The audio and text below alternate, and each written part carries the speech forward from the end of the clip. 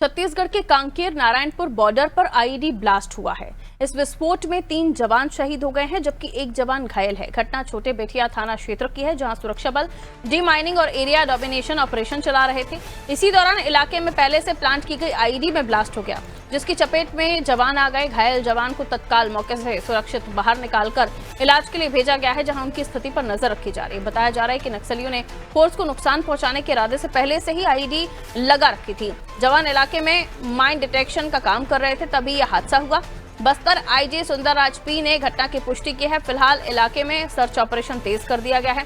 31 मार्च को सशक्त माओवादियों से मुक्त घोषित किए जाने के बाद नक्सल गतिविधियों से जुड़ी विस्फोट की पहली घटना है।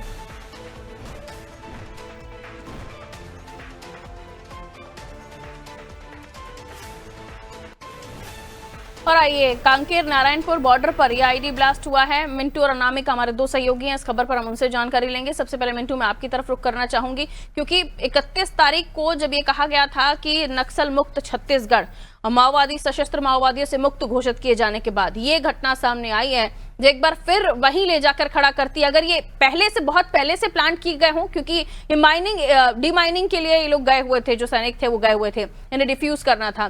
कैसे ये हादसा हुआ है, क्या कुछ जानकारी इस पर दी जा रही है, और आगे पुलिस जो जवान है, जो फोर्सेस हैं, उनकी क्या आशंका है कि आने वाले समय पर भी ऐसी उन्हें चीजें मिलेंगी, या ये लगता है कि पुरानी कोई प्लांट की गई चीजें होंगी?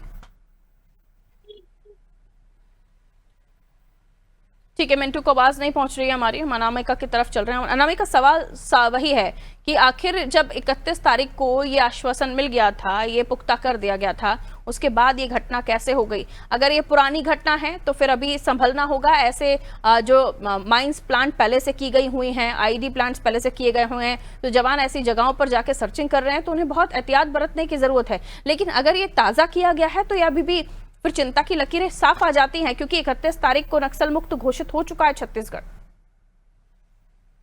जी जी, मैं बताना चाहूंगी, बस्तर रेंज के पुलिस महानिरीक्षक श्री सुंदर राज के अनुसार पिछले कुछ महीनों से आत्मसमर्पित माओवादी कैडरों द्वारा दी गई जानकारी तथा अन्य इनपुट के आधार रखे गए सैकड़ों पुलिस एवं सुरक्षा बलों द्वारा बरामद कर निष्क्रिय कर दिए गए थे।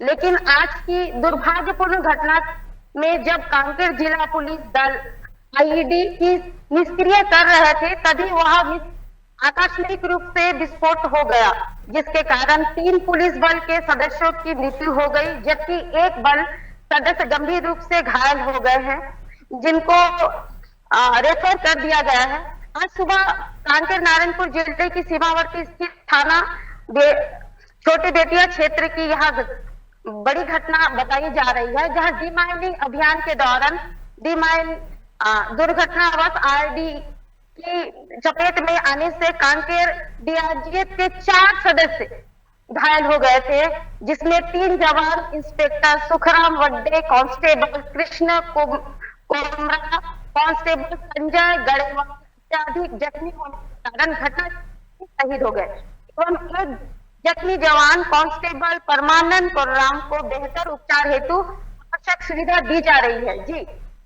शुक्रिया जानकारी के लिए अनामिका। मिंटू को आवाज मिल रही है क्या? जी जी जी, मिंटू आवाज मिल रही है? मिंटू, बताइए ये घटना कैसे घटी और अब जो अधिकारी वर्ग हैं इसको लेकर क्या जानकारी दे रहे हैं? जी देखिए, बताना चाहूंगा 31 मार्च जो है नक्सली के खात्मे के साथ जो है बस्तर संभाग और पूरे छत्तीसगढ़ में नक्सल मुक्त घोषित किया गया था। अभी जो अप्रिय घटना घटी है आज की है, जहाँ पे 3 जो है डीआरजी के जवान शहीद हो गए और 1 जवान जो है घायल हो गए। जो इंस्पेक्टर थे डीआरजी, जो सुखराम भट्टी, उनकी मृत्यु हो गई। उनके साथ जो सहयोगी थे उनकी भी मौत हो गई, जिनका नाम कृष्णा है। बताना चाहूंगा, ये जो पूरा मामला है कांकेर जिले के अंदरूनी क्षेत्र छोटे बिटिया अंतर्गत का है, जहां पे जो आईडी डिफ्यूज के दौरान जो है ये घटना घटित हुई, जिसके चलते 3 जवान की मृत्यु हो गई। हालांकि क्षेत्र में जो है सर्च ऑपरेशन जो है तेज कर दी गई।